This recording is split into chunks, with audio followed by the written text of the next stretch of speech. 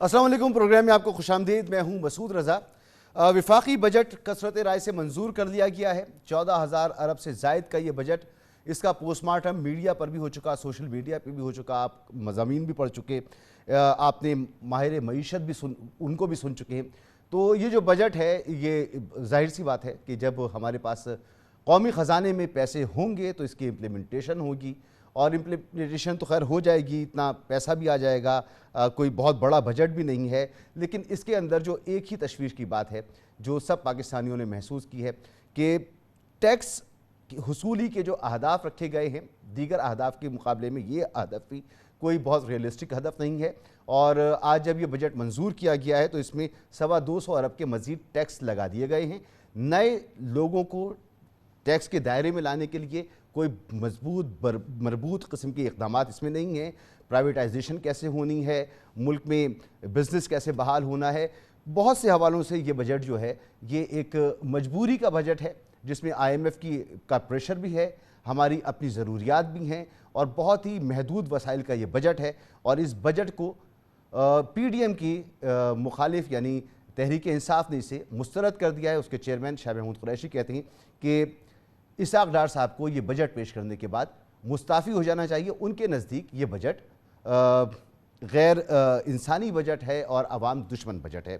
बहरहाल ये रूटीन की चीज़ें हैं, इसमें कोई इतनी तशवीश की बात अब नहीं है। जाहिर सी बात है जो सूरत हाल है सब पाकिस्तानी से बर्दाश्त कर रहे हैं और करेंगे, क्योंकि दुबई के अंदर जो बैठक हो रही है उसके बाद मियां नवाज शरीफ साहब की वापसी और आसिफ अली जरदारी साहब भी वहाँ पे मौजूद हैं। इस पर बातचीत हो रही है। न सिर्फ ये कि मियां नवाज शरीफ साहब दुबई में वहाँ पर अहम शख्सियात से, दुबई गवर्नमेंट के लोगों से मुलाकात कर रहे हैं, बल्कि उसके बाद वो सऊदी अरब और कतर भी जाएंगे। और कहा यह जा रहा है कि उनकी मुलाकातों का ये मकसद है कि पाकिस्तान में वापसी की राह हमवार की जाए। पाकिस्तानियों के लिए, पाकिस्तान के लिए कोई अच्छी बात नहीं है कि पाकिस्तान के अंदर जो फैसले होने चाहिए, पाकिस्तान में जो कानून की हुक्मरानी होनी चाहिए और पाकिस्तान के अंदर जो निज़ाम होना चाहिए, उसमें बैरूनी मदाखलत यानी बैरूनी लोगों से मदद हासिल करना, ये पहले भी रहा है, इस दफ़ा भी हम देख रहे हैं। पिछली दफ़ा जब नवाज शरीफ साहब बाहर गए थे, इसी तरह से बाहर गए थे, इसी तरह से वापस आए थे। इस दफ़ा अदालत के एक हुक्म के नतीजे में आप कह लें, वफाकी काबीना की मंजूरी के साथ वो 50 रुपये के स्टैम्प पेपर पर बाहर गए थे। फिर अदालत उनको बुलाती रही, वो वापस नहीं आए, वो एब्सकॉन्डर होना उन्होंने अपने लिए मुनासिब समझा कि वो मफरूर कहलाए जाएं, लेकिन पाकिस्तान नहीं आए। वो बार बार बात होती रही उनके लिए कि जी वो बीमार हैं, लेकिन बाद में पता चला कि बीमारी भी इस उनकी वापसी के अमल में रुकावट नहीं है, बल्कि रुकावट यह है कि वो आएंगे तो आते ही जेल चले जाएंगे। तो राह हमवार, तो उनके लिए राह हमवार की जा रही है। राह हमवार हो जाएगी, वो पाकिस्तान आएंगे। नाअहली ख़त्म करने के हवाले से इलेक्शन एक्ट में तरमीम कर दी गई है, और नाअहली भी ख़त्म हो जाएगी।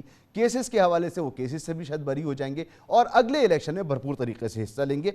और एक मिसाक़ मईशत की बात हो रही है, प्रोग्राम में हम उसकी भी बात करेंगे, और बात करेंगे फ़ौजी अदालतों के हवाले से। बहुत अहम केस है जिसकी कल भी समाअत होगी, कल और परसों मुमकिना तौर पर समाअत हो सकती है, और तवक्को ये की जा रही है कि फ़ौरी तौर पर इसका फ़ैसला आ जाएगा। मिसाक़ जमहूरियत के हवाले से बात ज़रूर करेंगे हम लोग, क्योंकि मिसाक़ जमहूरियत 2006 में इन दोनों बड़ी सियासी जमातों ने किया था, पाकिस्तान पीपल्स पार्टी और नून लीग ने। उसका हशर क्या हुआ, उसके बारे में ख़ुद इन्होंने क्या कहा, और अब कोई मिसाक़ मईशत जिसकी बहुत ज़रूरत है ये कर भी लें तो आगे जाकर क्या हो सकता है, कैसे हो सकता है मुल्क के मौजूदा सियासी सिनेरियो में, इस पर हम तफसील से बात करेंगे। मेहमानों का मैं आपसे तारुफ कराऊँ, अली गौहर बलोच साहब मेरे साथ मौजूद हैं, नुमाइंदगी करेंगे मुस्लिम लीग नून की। इरशाद भट्टी साहब, सीनियर सहाफ़ी, सीनियर तजज़ियाकार, बहुत ही मोहतरम हमारे। जनाब मुर्तज़ा सोलंकी साहब भी मौजूद हैं, तजज़ियाकार हैं और सीनियर सहाफ़ी हैं, आप सब जानते ही हैं। सबसे पहले हम बात करते हैं जनाब जस्टिस रिटायर्ड शाइख उस्मानी साहब से, और उनसे पूछते हैं कि ये जो ट्रायल चल रहा है सुप्रीम कोर्ट में मिलिट्री कोर्ट्स के हवाले से, जिसमें सवाल ये है कि क्या सिविलियंस का ट्रायल मिलिट्री कोर्ट में किया जा सकता है या नहीं किया जा सकता। हालांकि ये कानून तो बहुत पुराना है, 50 की अवाइल का ये कानून है, और अब इस पर जाकर ये ख्याल आया है बहुत से लोगों को कि इसमें शायद इंसानी हुकूक जो हैं वो सल्ब किए जा रहे हैं।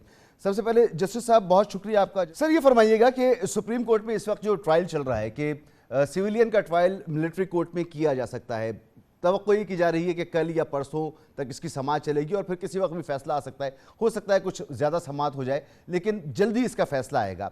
और ये भी तवक्को की जा रही है कि अगर ये फैसला आ गया کہ سویلین کا ٹرائل ملٹری کورٹ میں نہیں کیا جا سکتا، تو مجھے یہ فرمائیں کہ اس سے پہلے جن سنگین دہشت گردوں کے ٹرائل ملٹری کورٹس میں ہوئے ہیں، ان کو کیفر کردار تک پہنچایا گیا ہے، ان کو ان کے انجام تک پہنچایا گیا ہے، ان کیسز پر کیا اس کا اثر پڑے گا اگر ایسا فیصلہ آتا ہے تو؟ دیکھیے، بات یہاں پہ یہ ہے کہ سپریم کورٹ کے پاس جو ایشو ہے وہ یہ ہے کہ آیا ایک سویلین اگر کوئی کرمنل ایکٹ کرتا ہے تو کیا اس کا ٹرائل ملٹری کے سامنے ہو سکتا ہے کہ نہیں؟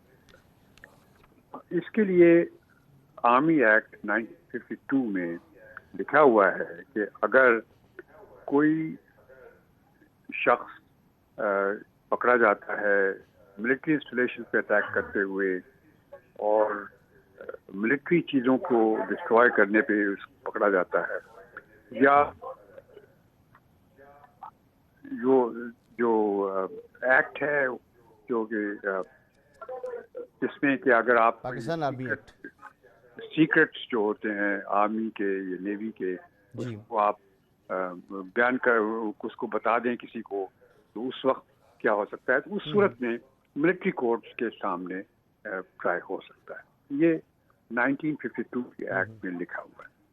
اب اس میں جو ایشو ابھی سپریم کورٹ کے سامنے ہے وہ یہ ہے کہ کیا کسی صورت میں بھی کسی شخص کا اگر وہ کوئی کرمنل ایکٹ کرتا ہے ملٹری کورٹ کے سامنے ٹرائل ہو سکتا ہے، تو یقیناً یہ بات صحیح نہیں سمجھی جا سکتی کہ ایک سویلین، آرڈنری سویلین ہے جس کو ملٹری ڈسپلن کا نہیں پتا، اس کا آپ ٹرائل کیسے کر سکتے ہیں؟ اور یہ یقیناً فنڈامنٹل رائٹس جو ہیں اس کے خلاف ہے۔ لیکن بہر صورت یہ 1952 ایکٹ میں لکھا ہوا ہے کہ یہ ہو سکتا ہے، اور یہ ایشو سامنے اس وقت یہ ہے کہ اب ہم آپ کو معلوم ہے کہ 9 تاریخ کو جو ہوا تھا، حرکتیں ہوئی تھی، تو کیا وہ اس زمرے میں آتی ہیں جو کہ ملٹری ایکٹ جو آرمی ایکٹ 1952 میں لکھا ہوا ہے کہ نہیں آتی ہیں؟ یہ ایک ایویڈنس کا معاملہ ہے۔ تو اس صورت میں ٹیکنیکلی تو ٹرائل ہو سکتا ہے، لیکن فنڈامنٹل رائٹس کی وائلیشن کوئی جگہ پر ہے۔ اگر سپریم کورٹ اس نتیجے پہ پہنچتی ہے کہ فنڈامنٹل رائٹس جو ہیں وہ زیادہ امپورٹنٹ ہیں، اور یہ جو چیز ہے کہ وہ آرمی انسٹالیشن کو ڈسٹرب کیا گیا ہے یا اٹیک کیا گیا ہے، وہ اتنی ایسی چیز نہیں ہے جس کے لیے کہ ملٹری کورٹ کے سامنے ٹرائل ہو سکتا ہے، تو وہ الگ بات ہے۔ اب یہ ایک سپریم کورٹ ٹھیک ہے جیسا صاحب، یہ فرمائیے گا کہ یہ جو شرائط ہیں اس قانون کے تحت جن پہ سویلینز کا ٹرائل ہو سکتا ہے، اس میں ایک شرط یہ بھی ہے کہ جب کوئی شہری فوجی اہلکار یا املاک پر حملہ کرے۔ اب جو لوگ ہیں اس کے اندر اکثر لوگ ہم نے دیکھا پڑھے لکھے لوگ ہیں، شعور رکھتے ہیں۔ آپ نے کہا کہ اگر وہ شعور نہیں رکھتے، ان کو ملٹری ایکٹ کا نہیں پتا، تو شاید ان کو گنجائش مل سکتی ہے، لیکن یہ تو ایسا معلوم ہو رہا ہے کہ ایک سوچا سمجھا منصوبہ تھا۔ حکومت جس کا بار بار بیان کر رہی ہے، وہ بتا رہی ہے کہ اس کے پیچھے بھی لوگ تھے، پھر ہمارے سامنے آئی ایس پی آر کا اعلامیہ بھی موجود ہے اور بڑے ٹھوس شواہد کی بات کی گئی ہے۔ تو ایسی صورت میں تو ٹرائل ہونا چاہیے نا ان لوگوں کا جنہوں نے ملٹری انسٹالیشن پر حملہ کیا، ہمارے فوجیوں کی یادگاروں کو مسمار کیا، انہوں نے فوجیوں کی گاڑیوں پر حملے کیے، فوجیوں پر حملے کیے۔ دیکھیے، یہ تو ایویڈنس کا معاملہ ہے نا، تو ایویڈنس کی چیز ہے کہ کیا شہادت پائی جا سکتی ہے یہ ثابت کرنے کے لیے۔ تو ملٹری کورٹس میں بھی یہ جو غلط ایک بات ہے کہ ملٹری کورٹس میں سکہ شاہی قانون ہوتا ہے کہ آپ کچھ بھی کہیں فیصلہ وہی ہونا ہوتا ہے جو کہ ملٹری کورٹ ڈیسائیڈ کرتی ہے، تو ایسی بات ملٹری کورٹس میں ایویڈنس ایکٹ ہمارا جو ہے 1958 اپلائی کرتا ہے، رولز آف ایویڈنس اپلائی کرتے ہیں، اور آپ کو ڈیفینس کرنے کی پوری اجازت ہوتی ہے۔ آپ چاہیں تو باہر سے وکیل لا سکتے ہیں، سب کچھ موجود ہے۔ تو چیز یہاں ایویڈنس کی ہے۔ اگر ایویڈنس ہے کہ آپ نے کوئی ایسی حرکت کی ہے جس میں کہ آپ نے ملٹری انسٹالیشن کو ڈیمیج کیا ہے، تو آپ یقیناً ٹرائل ہو سکتا ہے ملٹری کورٹس کے تحت۔ اور یہی چیز جو ہے وہ سامنے ہے، کیونکہ آپ نے دیکھا 9 تاریخ کو 9 جون کو جو کچھ ہوا تھا، 9 مئی کو جو ہم نے ٹی وی میں دیکھا تھا، تو اس سے نظر یہی آتا ہے کہ کوئی سوچی سمجھی پلان تھی اس کے تحت یہ کیا۔ कहीं ऐसी बात तो यकीनन ट्रायल हो सकता है। लेकिन हर सूरत ये चीज़ अपनी जगह है कि एक सिविलियन जो है वो जिसको मिलिट्री लॉज के मुताबिक कुछ नहीं पता, ना उसने कभी उसके तहत रहने के लिए कोई चीज़, कोई एविडेंस, कोई इसके मुताबिक है कि वो उसके तहत अपने आप को एक्सेप्ट करता है, तो उस वक्त में उसका ट्रायल हो सकता है कि नहीं हो सकता। ये फंडामेंटल राइट्स जो है सिविलियंस के आर्टिकल 10 के खिलाफ हैं, तो उस सूरत में यकीनन एक दूसरी बात होती है, और यही चीज़ जो है सुप्रीम कोर्ट ने फैसला करना है। तो क्या ये इम्पोर्टेंट है जो फंडामेंटल राइट्स हैं, या ये इम्पोर्टेंट है कि अगर कोई डैमेज करता है मिलिट्री इंस्टॉलेशंस को तो उसका ट्रायल हो सकता है कि नहीं हो सकता, ये अब सुप्रीम कोर्ट फैसला करेगी। ठीक, मगर सर ये इस हवाले से एक सेंसिटिव मामला है ना कि हमारे यहाँ हम तवील दहशतगर्दी की जंग में हम उससे निबर्द आज़मा रहे हैं। हमने हज़ारों अफराद की इसमें कुर्बानियाँ दी हैं, हमारे सिक्योरिटी के लोग हों, हमारे आम शहरी हों, उनकी जानें गई हैं। हमने अपना अरबों डॉलर का, सैकड़ों अरबों डॉलर का माली नुकसान किया है, और उसमें अगर एक प्रोटेक्शन हमारी जहाँ पर हमारी फोर्सेस की कार्रवाइयाँ थीं, वहाँ पर एक प्रोटेक्शन ये भी थी कि जो दहशतगर्द से पकड़े जाते थे उनको करार वाकई सज़ा मिल पाती थी, और वो उनका जाहिर सी बात है दहशतगर्द है तो मिलिट्री कोर्ट्स पर वो उस तरह से दबाव भी नहीं डाल सकते थे। तो ये बात करना कि मिलिट्री कोर्ट्स जो हैं वो खिलाफ कानून हैं, खिलाफ आइन है, तो इसकी तो कोई गुंजाइश नहीं होनी चाहिए, क्योंकि यही कोर्ट्स हैं जिनको international law court of law ने भी तस्लीम किया कुलभूषण यादव के केस में। तो ये कानून होना चाहिए और दहशतगर्दों के खिलाफ इस्तेमाल होना चाहिए। ये बात बिल्कुल दुरुस्त है कि अगर सिविलियन का ट्रायल होता है तो इसको ड्यू प्रोसेस से गुजरना चाहिए। जी सही है, वो अपनी जगह सही है। ये तो मैं आपसे बयान कर रहा हूँ कि सिविलियंस को, चूंकि उन्होंने कभी ये नहीं कहा कि हम मिलिट्री डिसिप्लिन के अंदर हैं, के नीचे हैं, नहीं कहा। उनका राइट ये है कि उनका ट्रायल सिविलियन लॉज के तहत हो। लेकिन अगर कोई सिविलियन ऐसी हरकत करता है जिसमें कि मिलिट्री इंस्टॉलेशंस करता है, क्योंकि हमारे मुल्क और कौम के लिए खतरनाक है और ये किस्म की गद्दारी है, तो उस सूरत में उसका ट्रायल मिलिट्री कोर्ट में होना चाहिए कि नहीं होना चाहिए। तो यकीनन हमारा जो कानून है 52 एक्ट वो प्रोवाइड करता है कि वो कर सकते हैं। अब ये कहना कि वो सही नहीं है और उनके लिए उसमें इंसाफ नहीं होगा, ये गलत है, ये बिल्कुल गलत है। मिलिट्री कोर्ट में वैसे ही इंसाफ होता है जैसे कि सिविलियन कोर्ट में होता है। फ़र्क ये होता है कि सिविलियन कोर्ट्स में आपको बहुत से ऐसे मौके मिलते हैं जहाँ पे आप ट्रायल डिले कर सकते हैं, एडजर्नमेंट करा सकते हैं, साल 2 साल गुजार सकते हैं। मिलिट्री कोर्ट्स में ऐसा नहीं। बहुत शुक्रिया आपका जस्टिस रिटायर्ड शाहिक उस्मानी साहब हमारे साथ मौजूद थे, गुफ्तगू सुनी। बहुत अहम केस है, इसका फैसला कल, परसों, नरसों कभी भी इसका फैसला आ सकता है, क्योंकि बहुत ज़्यादा ये मामला आगे नहीं बढ़ना। बहरहाल ये मैटर सब जुडिस है, इस लिहाजा हम गुफ्तगू में इस पर ज़्यादा बात नहीं करेंगे। इरशाद भट्टी साहब, सर ये तो हो गया सारा मामला कि कल जो समाअत हो रही है उसके हवाले से। मियाँ नवाज शरीफ साहब की वतन वापसी के हवाले से क्या तबसरा करेंगे आप? आसिफ अली जरदारी साहब वहाँ मौजूद हैं, मियाँ साहब मुलाकातें कर रहे हैं, वहाँ पर अहम मुलाकातें कर रहे हैं, फिर वो कतर भी जाएंगे, सऊदी अरब भी जाएंगे। यहाँ कानून पास हो चुका है, नाअहली ख़त्म हो जाएगी। 2 केसेस में उनको सज़ा है, 7 साल और 10 साल की। क्या मुस्तकबिल देख रहे हैं मियाँ नवाज शरीफ साहब का पाकिस्तान की सियासत में आप? देखिए, आपकी इजाज़त से चंद जुमले मैं इस पर ज़रूर बोलना चाहूँगा, ये फ़ौजी अदालतों पर। और मामला सुप्रीम कोर्ट में है, जो मेरी सुप्रीम कोर्ट फ़ैसला करेगी वो मुझे मंजूर है और फ़ैसला उन्होंने ही करना है। लेकिन दुख की बात यह है कि एक और अहम केस, एक और अहम बेंच मुतनाज़े हुआ शुरू से ही, और ये बहस छोड़ दीजिए कि इस पे बेंच बनाना चाहिए था, जबकि फुल कोर्ट इस पे पहले बन चुका है, तो लार्जर बेंच बनना चाहिए था कि नहीं, जस्टिस फ़ाइज़ ईसा काजी को उठना चाहिए था कि नहीं, वो अगर कौमी असम्बली में जश्न आइन मनाने के लिए हुकूमती बेंचों पर जाकर बैठ सकते हैं जरदारी साहब और इसाक डार साहब के साथ, तो यहाँ बैठना चाहिए था कि नहीं, उनके कितने वैलिड हैं ऑब्जर्वेशंस, ये छोड़ दीजिए। बात यह है कि 9 मई को जो कुछ हुआ वो 75 सालों में जो दुश्मन नहीं कर सका वो हमारे साथ हुआ, वो हमारे अपनों ने ही अपनों के साथ कर दिया।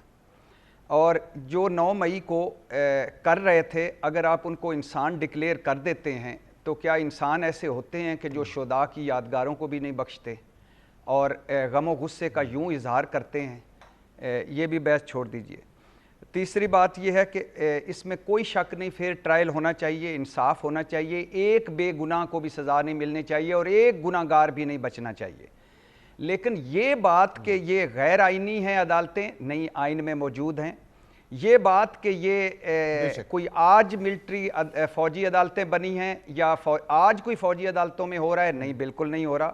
ثانیہ اے پی ایس ہوا، نیشنل ایکشن پلان بنا، ساری جماعتیں اکٹھی ہوئیں، 2016 میں غالباً بات ہے، لیگی حکومت نے فوجی عدالتوں کو فعال کیا اور انہوں نے اس کو اپنی فتح قرار دیا، اس میں توسیع ہوتی رہی، 600 سے زائد سیولینز کا اس میں ٹرائل ہوا اور پی ٹی آئی حکومت میں 26 سیولینز کا اس میں فوجی عدالتوں میں ٹرائل ہوا اور سیٹھ وقار نے 200 کے قریب جب فوجی عدالتوں سے ملزمان جن کو ریلیف وہ انہوں نے اپیل کی تو انہوں نے ان کو ریلیف دیا، اور اس بنیاد پہ ریلیف نہیں دیا کہ فوجی عدالتیں غلط ہیں، اس بنیاد پہ ریلیف نہیں دیا کہ سیولین کا ٹرائل نہیں ہو سکتا، اس بنیاد پر ریلیف دیا کہ فیئر ٹرائل نہیں ملا انہیں۔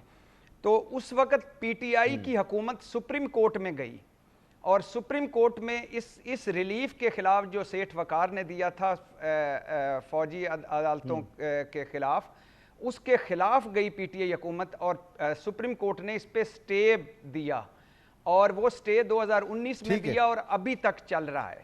اور فائز عیسیٰ قاضی صاحب نے اس پہ اپنی وہ جو بنیادی وہ جو 19 صفحات ہیں اس میں یہ بھی لکھا کہ جو پٹیشنر ہے وہ اس قانون کے حق میں عدالت میں آ چکا ہے۔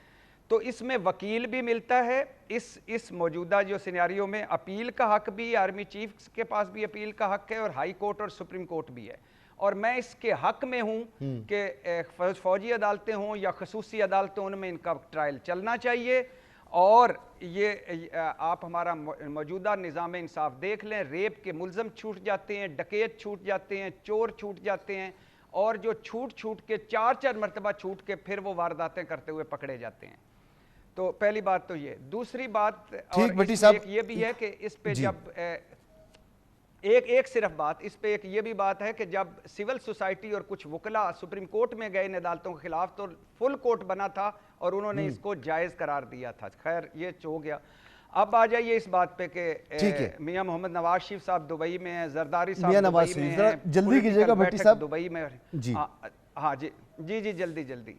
تو بات یہ ہے بھائی جان کہ میں آج نااہلی کا 5 سال کی قومی اسمبلی نے بھی منظور کر لی اور کہ 5 سال نااہلی کی مدت ہوگی، اور وہ اب ان کی جہانگیر ترین اور نواز شریف صاحب کی الیکشن لڑنے میں کوئی رکاوٹ نہیں رہی۔ سزائیں ہیں وہ آئیں گے جس طرح باقیوں کو ملا ہے، مجھے لگتا ہے وہ بھی فارمیلٹیز ہیں، سزائیں بھی ان کو ریلیف بھی مل جائے گا۔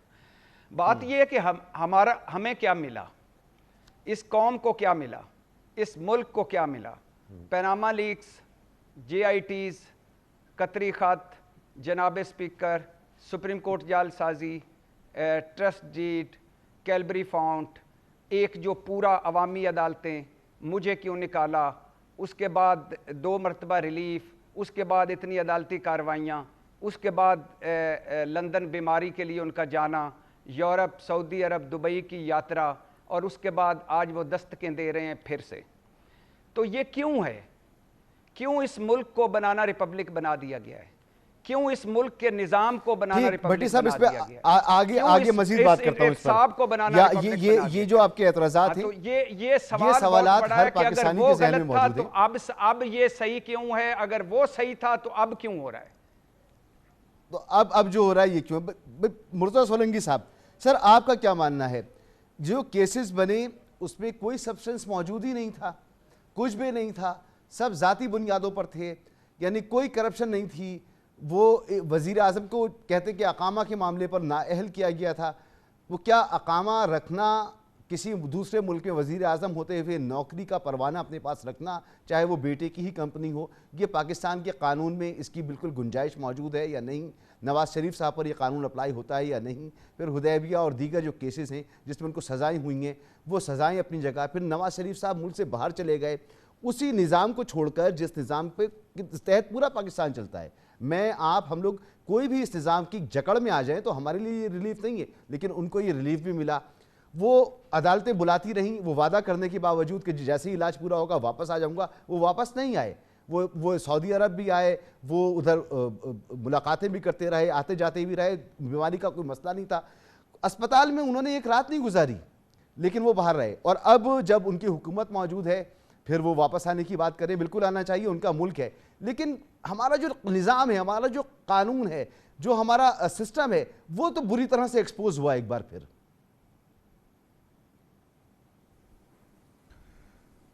دیکھیں، آپ نے سوال کے نام پہ ایک خاصا لمبا تجزیہ فرمایا، اور ایک لمبا تجزیہ جو ہے وہ بھٹی صاحب نے بھی دیا.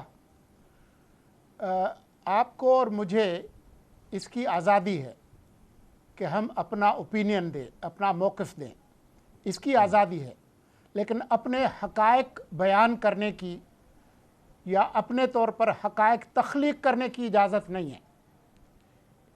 تو جو فیکٹس اور اوپینین ہے اس میں کچھ فرق ہونا چاہیے. مثال کے طور پر بھٹی صاحب نے فرمایا کہ قاضی فائز عیسیٰ پارلیمان میں حکومتی بینچز پر بیٹھ گئے. یہ حقیقت نہیں ہے. حقیقت یہ ہے کہ اس دن جو آئین کی جو گولڈن جوبلی تھی اس کے حوالے سے ایک خصوصی تقریب پارلیمان کے عمارت میں ہوئی تھی، ایک سیمینار تھا. اور پارلیمان کی عمارت پہلی دفعہ استعمال نہیں ہوئی ہے کسی غیر پارلیمانی کام کے لیے. وہاں پر بہت ساری کانفرنسز بھی ہوئی ہیں، اسلامی سربراہ اسلامی وزراء خارجہ کی کانفرنس بھی ہوئی ہے، اور بہت ساری چیزیں ہوئی ہیں. اور وہاں ان کو دعوت دی گئی تھی ایک جج کے طور پر، اور بھی بہت سارے جج حضرات کو دعوت دی گئی تھی. تو وہ وہاں پر تشریف لے گئے اور انہوں نے اپنا موقف بیان کیا، اور یہ بھی کہا کہ یہاں جو باتیں ہو رہی ہیں میں ان سے اتفاق نہیں کرتا، اور آپ اگر میری عدالت میں ہوں گے اور ایک ملزم کے طور پر ہوں گے تو قانون کے مطابق آپ کو سزا ملے گی. یہ باتیں فیکٹس ہیں، یہ بھٹی صاحب کو معلوم ہے. تو اس طرح سے چیزوں کو توڑ مروڑ کر پیش نہیں کرنا چاہیے، یہ زیادتی ہے. ہاں، آپ کہیں کہ جی آپ کو نواز شریف پسند نہیں ہے، آپ کو زرداری پسند نہیں ہے، آپ کو پسند نہیں ہے، ان کی سیاست کو آپ اچھا نہیں سمجھتے، اس کی آپ کو بالکل اجازت ہے. اب آپ نے اس پر بھی تبصرہ فرمایا جو فوجی عدالتیں ہیں. میں اس کی قانونی حیثیت پر بات نہیں کروں گا کیونکہ شائق صاحب نے بہت تفصیل سے آپ کو بتا دیا ہے. لیکن بات یہ ہے کہ صرف قانونی نکات نہیں ہے، اس کے اندر کچھ سیاست بھی ہے. اور وہ سیاست یہ ہے کہ دو معزز ماہرین قانون قبلہ اعتزاز احسن اور لطیف کھوسا، جن کو ان فوجی عدالتوں پر کبھی اعتراض نہیں رہا، 2 درجن سے زائد فوجی عدالتوں میں مقدمات اسی ایکٹ کے تحت کے زمانے میں ہوا. اس وقت ان کو انسانی حقوق بھی یاد نہیں آئے. اسی ملک کے اندر ابھی آپ بات کر رہے تھے نا کہ جی عام شہری کے ساتھ کیسا انصاف ہوتا ہے اور بڑے لوگوں کے ساتھ کون سا انصاف ہوتا ہے. تو پاکستان کی آئینی تاریخ میں پہلی دفعہ آرٹیکل 6 کے تحت ایک عدالت بنی جس نے پرویز مشرف کو سزائے موت دی. اس سزا کو ختم کرنے والے جو جج صاحب ہیں اس وقت سپریم کورٹ میں ان فوجی عدالتوں کے بارے میں اس بینچ کے اندر شامل ہیں. یہ آپ کے علم میں ہے. تو اسی طرح سے وہ وکلا جو ہے وہ آ کر چیف جسٹس سے، جس کی سربراہی چیف جسٹس کر رہے ہیں جس بینچ کی، ان کے ساتھ پہلے آ کر ملاقات کرتے ہیں.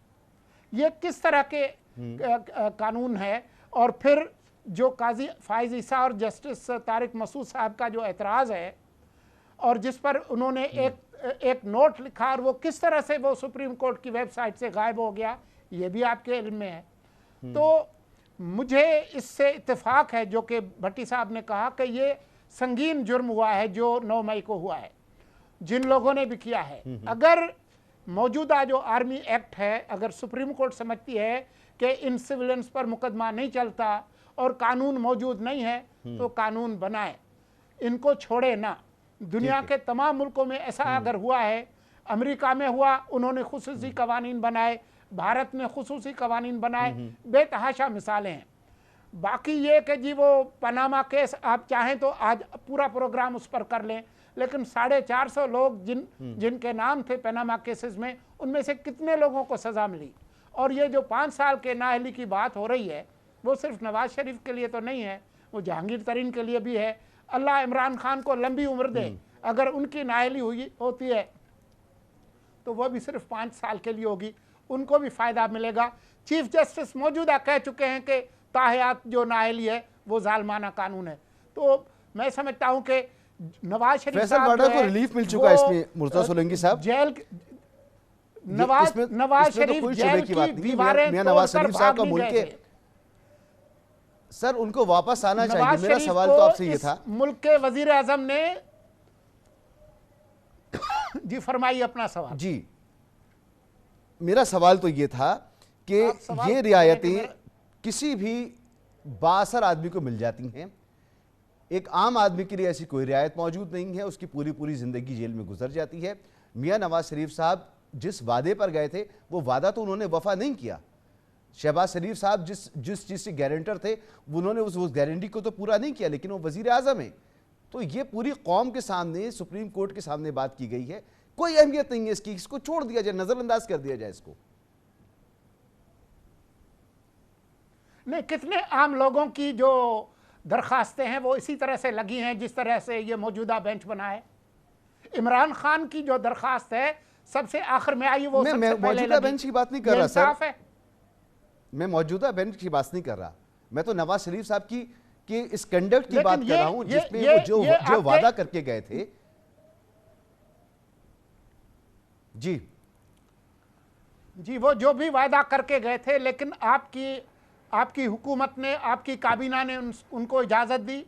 इसाक डार भी इसी तरह से एब्सकॉन्डर करार दिए गए थे, वो आए और अदालत में पेश हुए और उनके साथ जो कुछ हुआ, तो ये किस तरह के केसेस थे, वो जब वो वापस आएंगे तो आपको पता चल जाएगा कि किस तरह से। एवनफील्ड केस पे जो मरियम नवाज का जो फैसला था वो पढ़ लें कि वो किस तरह का था। कैलिबरी फंड के हवाले से खुद जो साहब थे जिन्होंने ये एतराज़ उठाया था, उन्होंने क्या कहा था वो भी ज़रा देख लीजिए।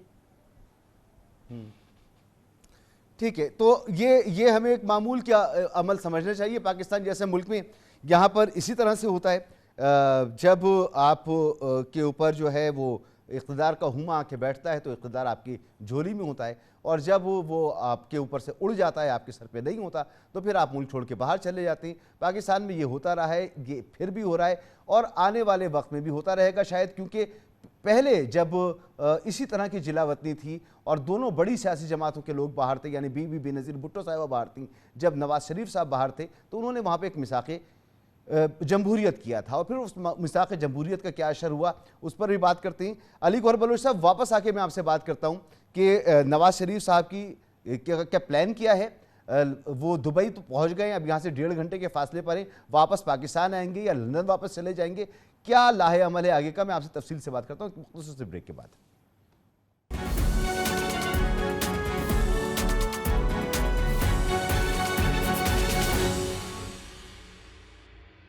Welcome back. Ali Gauhar Bloch साहब, फरमाइएगा, नवाज शरीफ साहब वतन वापस आएंगे दुबई से या वो वापस लंदन चले जाएंगे, क्या प्लान क्या है आपकी पार्टी का? बिस्मिल्लाहिर्रहमानिर्रहीम। देखें, काफ़ी आपकी मेहरबानी है कि आधे से ज़्यादा प्रोग्राम के बाद आपने बारी दे दी। मैंने अपने भाई अरशाद अली भाई आपको इंतजार करना पड़ा, उसके लिए माजरत, लेकिन आप आराम से बात कीजिए, बहुत टाइम है आपके पास। नहीं कोई बात नहीं। जी मैंने जी अपने भाई अरशाद भट्टी साहब के लंबे चौड़े अरशादात भी सुने हैं और सोलंकी साहब की बातें भी, और वो जस्टिस साहब ने भी काफ़ी तफसील के साथ रोशनी डाली।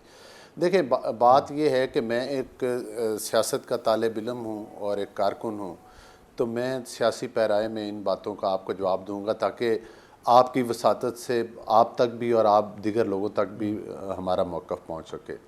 पहली बात तो ये है कि आपने बिल्कुल बजा फरमाया कि नवाज़ शरीफ साहब बाहर गए हैं और उनको आ जाना चाहिए था। اس پر تو سلنگی صاحب نے روشنی ڈالی کہ وہ کن حالات میں گئے تھے، کن لوگوں نے ان کو اجازت دی تھی، کن لیبارٹریوں میں ٹیسٹ ہوئے تھے، شوکت خانم کے کس طرح سے ڈاکٹرز بلائے گئے، پھر کس طرح سے اس وقت کی صوبائی وزیر صحت یاسمین راشد صاحبہ نے بھی پریس کانفرنس میں کہا کہ نہیں یہ الزامات غلط ہیں کہ یہ جو ٹیسٹ ہیں یہ مطلب ہے کہ جو لگایا جاتا ہے کہ جیلی ہیں، چونکہ ان کو ویریفائی شوکت خانم ہاسپٹل کے ڈاکٹرز نے بھی کیا۔ دوسری گزارش یہ ہے کہ بالکل ٹھیک ہے آپ نے کہا کہ نواز شریف صاحب کو واپس آنا چاہیے تھا، ہاں لیکن اس سے پہلے یہ بھی دیکھنا ضروری ہے کہ وزیر اعظم کو باہر جانے کے اوپر مجبور کس طرح سے کیا جاتا ہے۔ 3 الیکشنز ہوئے جن میں کہ نواز شریف صاحب کو ملک سے اتارا گیا اور مجبور ان کو میں اسی طرف آ رہا ہوں نا جی، بیماری پر ہی گئے تھے، میں اس کا تو جواب دے چکا ہوں نا کہ وہ ٹیسٹ ہوئے اور جن ڈاکٹرز نے ان کو چیک کیا۔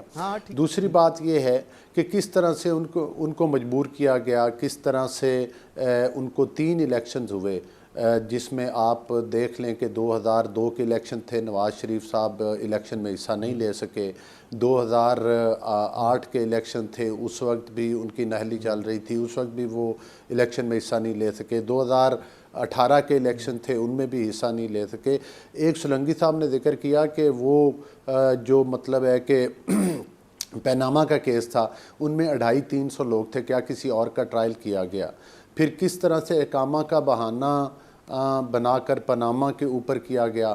ہاں سوال یہ ضرور اٹھتا ہے، آپ نے لیگل تو وہ جائز صاحبان بہتر سمجھتے ہیں کہ وہ مطلب ہے کہ یا کوئی ماہر قانون بہتر رائے دے سکتا ہے، لیکن اگر اقامہ یا کوئی ایسٹ بھی آپ اپنے کاغذات میں اس کو مطلب ہے کہ شو کر دیتے ہیں تو وہ ان کو ظاہر کرتے ہیں اپنے ایسٹس کو، تو میرا خیال ہے کہ وہ غیر قانونی نہیں ہے۔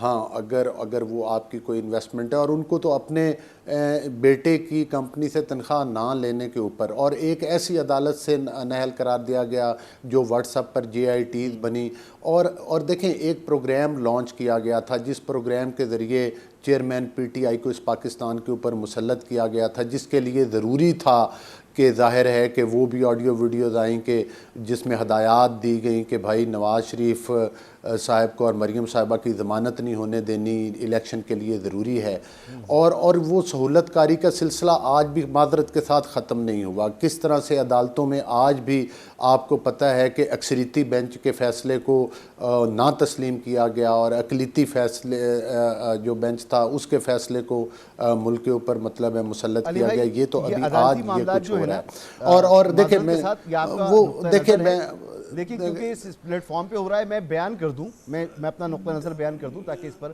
کوئی مسئلہ نہ ہو۔ دیکھیں اگر میری بات آپ مکمل ہونے دیں، آپ نے تو لمبا چوڑا اپنا نقطہ نظر بیان کیا، میری گزارشات بھی اگر 2-3 سن لیں۔ سر میں صرف یہ عرض کر رہا ہوں کہ عدالت سے جو فیصلہ جاری ہوتا ہے اسی کو ہم فیصلہ سمجھیں گے، اسی کو ہم مقدم جانیں گے، بجائے اس کے کہ ہم اس کنٹروورسی میں جائیں جو ججز کے آپس کے درمیان کے معاملات ہیں ان کو اس طرح میڈیا پہ ڈسکس کرنا مناسب نہیں۔ پلیز دیکھیں بات یہ ہے کہ فیصلہ جب اناؤنس ہو جائے تو اس کے اوپر بات کی جا سکتی ہے۔ دوسری بات یہ ہے کہ جس طرح سے آپ کو پتہ ہے کہ جو ججمنٹ جسٹس قاضی فائز عیسیٰ صاحب نے دی تھی ان کو سپریم کورٹ کی ویب سائٹ سے بھی ہٹا دیا گیا، یہ بھی مطلب ہے کہ آج کے دور میں ہوا ہے، اور جس طرح سے 8 منٹ میں 8 ضمانتیں لی گئی ہیں وہ بھی عدالتوں کے ذریعے لی گئی ہیں، وہ بھی سارا کچھ قوم کے سامنے ہے۔ مقصد یہ ہے کہ جس سہولت کاری کا انجام 9 مئی کے واقعات تک پہنچ گیا، جس سہولت کاری کا انجام جو ہے پاکستان کی معیشت کی تباہی تک پہنچ گیا، جس سہولت کاری کا انجام جو ہے وہ مطلب ہے توشہ خانہ اور فارن فنڈنگ کیس اور ان قصوں اور کہانیوں اور سکینڈل تک جا پہنچا ہے، تو میں سمجھتا ہوں کہ یہاں پر یہ سوال کرنا کہ نواز شریف صاحب واپس کیوں نہیں آ رہے، کیا نواز شریف صاحب کو یہ مطلب ہے کہ اگر کیا ان کو ہماری پارٹی، باقی باتیں تو چھوڑیں، ہماری پارٹی اور ہماری پارٹی کے کارکن اس بات کی نواز شریف صاحب کو اجازت دیں گے کہ ان کے ہاتھ پاؤں باندھ کے بڑی بے دردی کے ساتھ پھر کسی قانونی مفروضے کے اوپر ان عدالتوں کے آگے پھینک دیا جائے اور کہا جائے کہ ان کو کسی وہ مطلب ہے کہ ایک ایک اندھی چھری کے ساتھ وہ پھر ان کو قانون اور انصاف کے ذریعے ان کا جو رائٹس ہیں ان کو ذبح کیا جائے.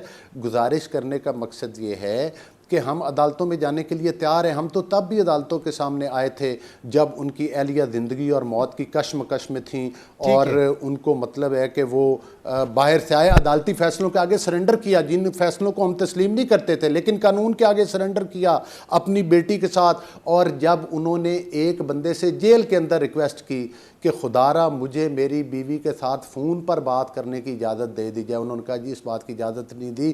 اسی بندے نے آدھے گھنٹے بعد آ کر اطلاع دی کہ نواز شریف صاحب آپ کی اہلیہ جو ہیں وہ وفات پا چکی ہیں. تو مقصد یہ ہے کیا, یہ کون سی سیاست ہے, یہ کون سا قانون ہے, یہ کون سا طریقہ کار ہے؟ سیاست نہیں سر, یہ نظام ہے اگر اس ملک نواز کا شریف صاحب دیکھیں نواز شریف صاحب واپس آئیں گے, نواز شریف صاحب دیکھیں میں آپ کے پروگرام کی وساطت سے عرض کر رہا ہوں, نواز شریف صاحب وطن واپس آ رہے ہیں, انہوں نے 3 بار وہ ملک کے وزیر اعظم رہ چکے ہیں. یہ وہی نواز شریف صاحب ہیں کہ جنہوں نے چاگی کے مقام کے اوپر دھماکے آنا چاہیے. بالکل دیکھیں آپ کا پوائنٹ بالکل آ گیا, تسلی کے ساتھ آئیے. اب ذرا میری اب سر میری نہیں تفصیل نہیں میری ایک چھوٹی سی تو گزارش سن لینا, میں بات کو ختم کر رہا ہوں. میں صرف یہ کہہ رہا ہوں کہ نواز شریف صاحب واپس آ رہے ہیں, وہ ہماری الیکشن کمپین کو لیڈ بھی کریں گے, اور انشاءاللہ تعالیٰ دوبارہ اللہ کے فضل و کرم کے ساتھ وہ دوبارہ وزیر اعظم بھی بنیں گے انشاءاللہ تعالیٰ. یہ ان کو قانون اجازت دیتا ہے, ان کو پاکستان کا آئین اجازت دیتا ہے, اور آئین اور اپنے آپ کو عدالتوں کے آگے ایک دفعہ پھر پیش بھی کریں گے.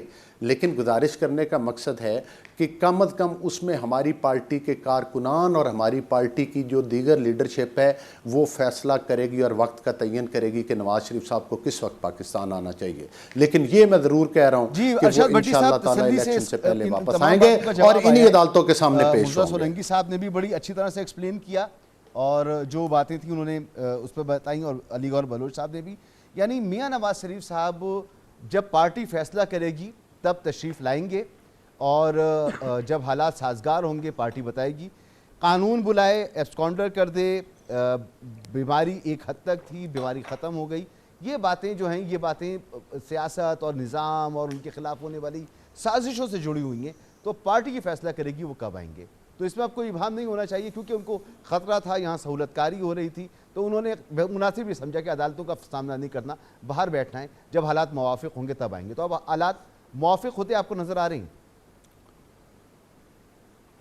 جی بالکل حالات ایسے مواقع ہو رہے ہیں ان کے حق میں کہ جو لیول پلینگ فیلڈ تھی اس لیول پلینگ فیلڈ میں وہ اکیلے ہی نظر آ رہے ہیں, اور جو ترازو کا پلڑا برابر کرنا تھا وہ ترازو پورا ہی ان کے پاس ہے.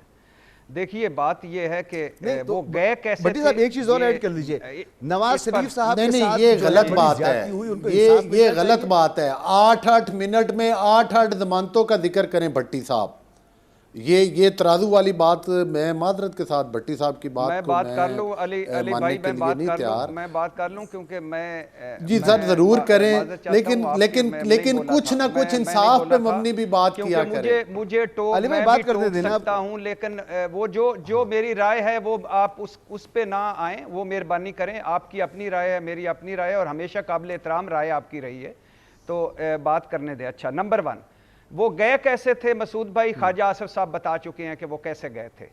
نمبر 3 ہمیں نواز شریف صاحب کا چھوڑ دیجئے, انہوں نے کہا تھا کہ میں کیا میرے بچوں پر بھی الزام آیا تو میں گھر چلا جاؤں گا, وہ بھی چھوڑ دیجئے کہ ایون فیلڈ پر حسن نواز کا کیا موقف ہے, حسین نواز کا کیا موقف ہے, مریم نواز کا کیا موقف تھا, نواز شریف صاحب کا کیا موقف تھا, چودھری نثار کا کیا موقف تھا, مسلم لیگ کا کیا موقف تھا, یہ بھی چھوڑ دیجئے. یہ بھی چھوڑ دیجئے کہ 2 جج گئے تھے ایون فیلڈ پر اور 3 جج گئے تھے اقامہ پر, اور یہ بھی چھوڑ دیجئے کہ وہی عدالت جس نے ان اسلام آباد ہائی کورٹ جس نے ان کی زندگی کی گارنٹیاں مانگی تھی, اسی عدالت نے کہا کہ وہ نظام انصاف کی تضحیق کر کے گئے, جھوٹ بول کر گئے, اب وہ وہاں بیٹھ کر نظام انصاف پر ہنس رہے ہوں گے.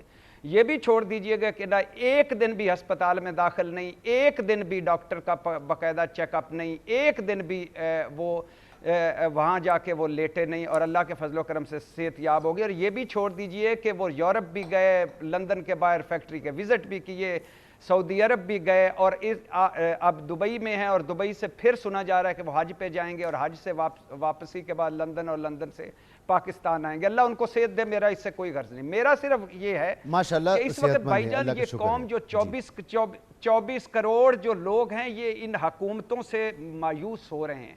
کسی ایک کا نام نہیں لے رہا, یہ اس نظام انصاف سے مایوس ہو رہے ہیں, یہ ہمارے بیوروکریٹک نظام سے, صحافت سے, ملک سے, حال سے, مستقبل سے مایوس ہو رہے ہیں. خوشیاں روٹ گئی ہیں سر, امیدیں دم توڑ رہی ہیں, مایوسیاں بڑھ رہی ہیں, چاروں طرف زوال ہی زوال ہے, چاروں طرف لڑائیاں ہی لڑائیاں ہیں, چاروں طرف استحصال ہی استحصال ہے. قوم تنگ آ چکی ہر شعبے میں یہ چوہے بلی کا کھیل دیکھ دیکھ کر. عوام اکتا چکے ہیں ان سرکسی ڈراموں سے, لوگ تھک گئے ایک طرح کے مداری تماشوں سے. اگر وہ غلط تھا تو پلیز اب دوبارہ وہ غلط نہ کیجئے. اگر یہ غلط ہے تو اس کا جواب دے دیجئے اس قوم کو. ہم بھی حق رکھتے ہیں, اس ملک کے شہری ہیں سر, ہمارا بھی کچھ نہ کچھ تو حق ہے. مانا یہ ملک طاقتوروں کا ہے, یہ ملک پیسے والوں کا ہے, وہ جب چاہیں جو چاہیں کر لیں. آئین ان کے سامنے نہیں رکاوٹ بنتا, قانون ان کے سامنے رکاوٹ نہیں بنتا, یہ نظام ان کے لیے. یہ پاکستان ایک زرخیز چراگاہ ہے. پہلے آج اس ملک کا حال دیکھیے کہ 47 میں ہم ہجرت کر کے ہمارے بڑے پاکستان آئے. آج ہجرتیں ایسی ہو رہی ہیں کہ کشتیاں ڈوب رہی ہیں سمندروں میں. اور پاکستان بننے سے پہلے تقسیم جب متحدہ ہندوستان تھا تو ایسٹ انڈیا کے وائس رائے آتے تھے لندن سے. اب ہمیں پھر وہی وائس رائے ادھر سے جاتے ہیں, مشکل وقت میں لندن چلے جاتے ہیں اور لندن سے واپس اس ملک پر حکومت کرتے ہیں. ہم کیا کرنے, ہمارا قصور کیا ہے سر؟ چھوڑ دیجئے مسلم لیگ نون, پیپلز پارٹی, تحریک انصاف, چھوڑ دیجئے سر. ہمارا قصور کیا ہے؟ ہم نے کیا قصور کیا ہے؟ ہمارے لکھے میں محرومیاں ہی محرومیاں ہیں, مایوسیاں ہی مایوسیاں ہیں. یہ جو جیلوں میں بند پڑے مجھے ان کو بھی بریک کے لیے کہا جا رہا ہے, کی بھی گارنٹیاں معذرت مانگے, ان کا بھی انصاف کے لیے ان کا بھی سارا کچھ کریں. ٹھیک ہے, ایک بریک لیتے ہیں, بریک کے بعد یہیں سے کنٹینیو کرتے ہیں.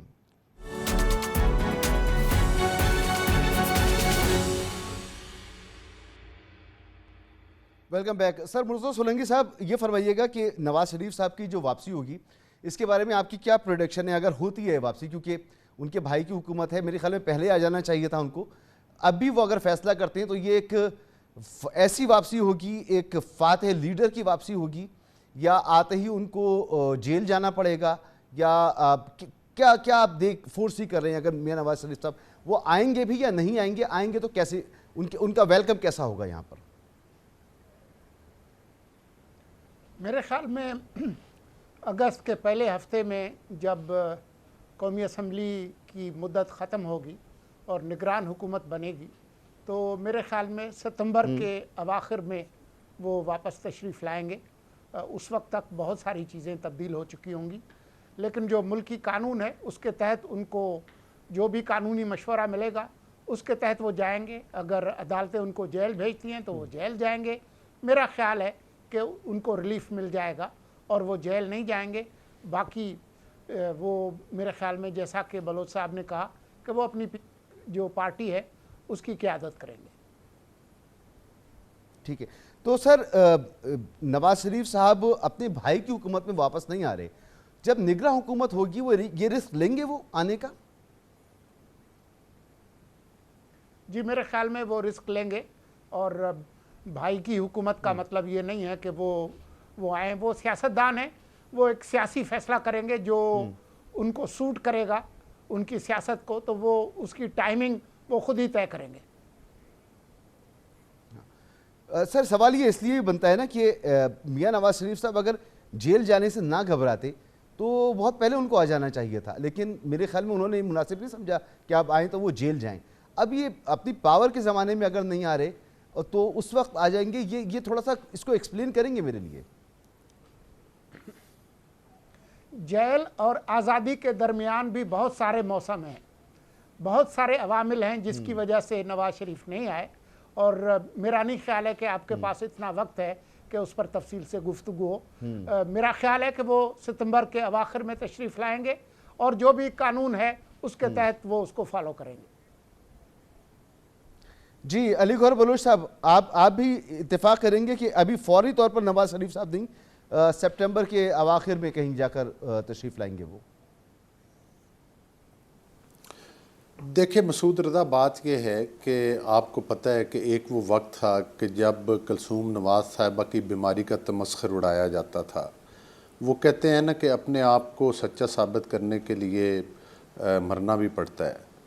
تو پاکستان میں آپ دیکھ لیں کہ حالات اسی طرح کے ہیں. اور جو آپ ابھی فرما رہے تھے کہ نواز شریف صاحب واپس نہیں آئیں گے، تو میں نے عرض کیا کہ وہ تو اس وقت بھی اپنی بیٹی کے ساتھ واپس آئے تھے جب ان کے خلاف سزائیں سنائی گئی تھیں. ان کو تو یہی بھی کہا گیا تھا کہ آپ ادھر لندن میں ہی رہیں، واپس نہ آئیں، لیکن انہوں نے ترجیح دی اپنے آپ کو پابند سلاسل ہونے کی اور پاکستان کے قانون کے آگے سرنڈر ہونے کی، جبکہ انہیں یقین تھا کہ ان کے بہت شکریہ آپ مینڈیٹ کا چرانے علی کی گور پوری بلوچ پلاننگ. صاحب، مرتضیٰ سولنگی صاحب، جناب ارشاد بھٹی صاحب. اور میں نے قطعی نہیں کہا کہ نواز شریف صاحب واپس نہیں آئیں گے، ان کا ملک ہے، ان کو واپس آنا چاہیے.